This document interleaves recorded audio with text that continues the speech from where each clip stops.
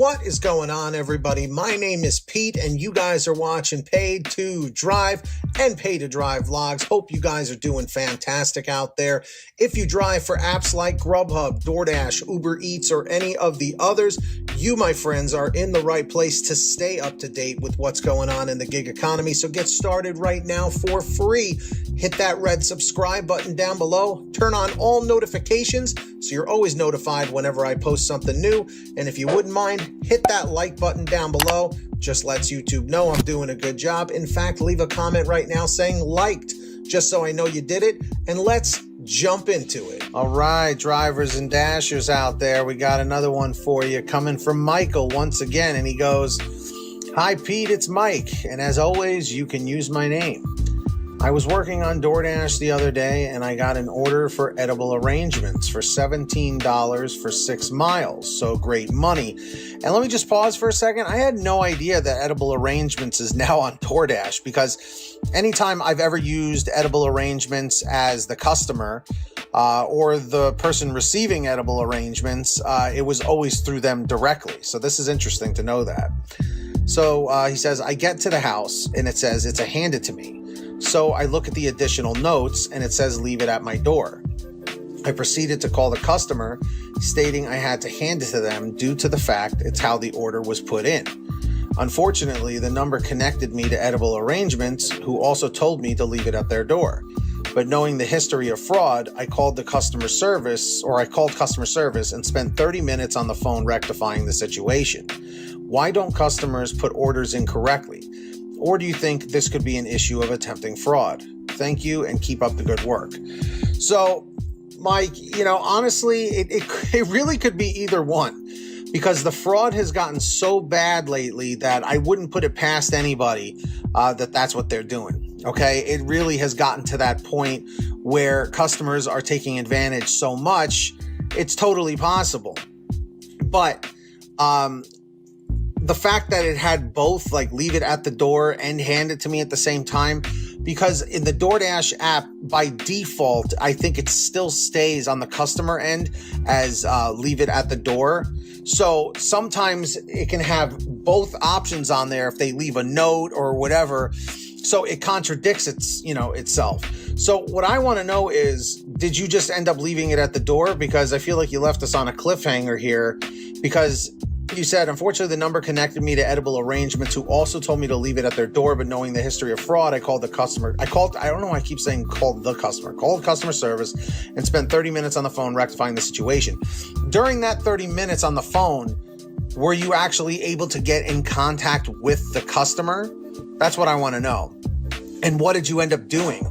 Did you end up just leaving it at the door? Because again, Edible Arrangements are pretty expensive, to order. So that's definitely something I could see someone committing fraud with, because they don't feel like paying for a big arrangement like that. But the fact that you got $17 for 6 miles is fantastic, because you almost got like $3 per mile on that, which is really, really good. And like I've said in the past, you always want to try and aim for a minimum $1 per mile. But some people go higher than that. They say, I'm not taking anything under $2 a mile. So yes, I think he handled it very well, Mike. And the fact that, you decided to contact customer service instead of just kind of, taking it in your own hands, basically, is what I'm trying to say. So I hope this is a big eye opener to everybody out there watching, because this is a very real situation, where customers could possibly take advantage of you and get you deactivated because of how it says, leave it at the door. And also on top of that, it says to hand it to the customer, which literally contradicts itself. So this is one of those just really, really frustrating situations where it's like you don't know what to do. And like I've always said, cover yourself. CYA, cover your ass, because DoorDash is not going to do it. The customer sure as hell isn't going to watch out for you. So always call customer service. Have them put a note on your account that you called. This is what I do with GrubHub anytime I ever have an issue. contact DoorDash, tell them to put a note, say, I don't know what to do in this situation. And, don't try and handle it by yourself, because that's the last thing you want to do. So drivers, dashers, what would you have done in this particular situation? Let me know down below in the comments section. And how would you have handled this? And do you think Mike handled it well? I want to hear from you. And of course, if you ever have anything you want to share with me, a comment, a question, a topic, a story, an article, whatever it is, be sure to send it to me at paidtodrivestories@gmail.com. Also, for a quicker response, you guys can always reach out and message me through Patreon at patreon.com/paidtodrive. That link is in the description down below or in the pinned top comment. And anyone who signs up as a patron, as my way of saying thank you, is I give you guys shout outs in all my new videos. And as you can see, there are all the names right here on your screen of our current patrons as of the current moment of this video being made. So huge shout outs to all of them. If you guys want to sign up, links are down below. As I mentioned, who's going to be the next patron? Maybe it will be you. And of course, I hope every single one of you out there is saving lots of money on your gas using the free gas app called Get Upside.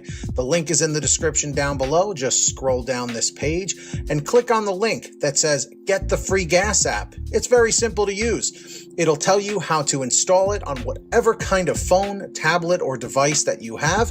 And then from that point, all you got to do is go to your gas station, pump your gas, print out your receipt, take a picture of your receipt with the Get Upside gas app, and within 48 hours or so, you'll get anywhere from 15 cents to 45 cents a gallon back, which is pretty fantastic. And if a friend or family member signs up using your code, you'll get paid every time they pump gas. It's called Get Upside. Links in the description down below. Make sure to download it today. And finally, for all your t-shirts, hoodies, and goodies, visit paidtodrivestore.com. That link is in the description, and you guessed it, the pinned top comment down below. We've got lots of great new designs, colors, sizes, you name it. We probably have it on sale every day at paidtodrivestore.com. That link is in the description down below and the pinned top comment. And of course, if you made it to the end of this video, I'm extremely grateful for all of you. Let me know by leaving a comment in the chat or the comment section below saying END 100, END 100. Just lets me know you did it.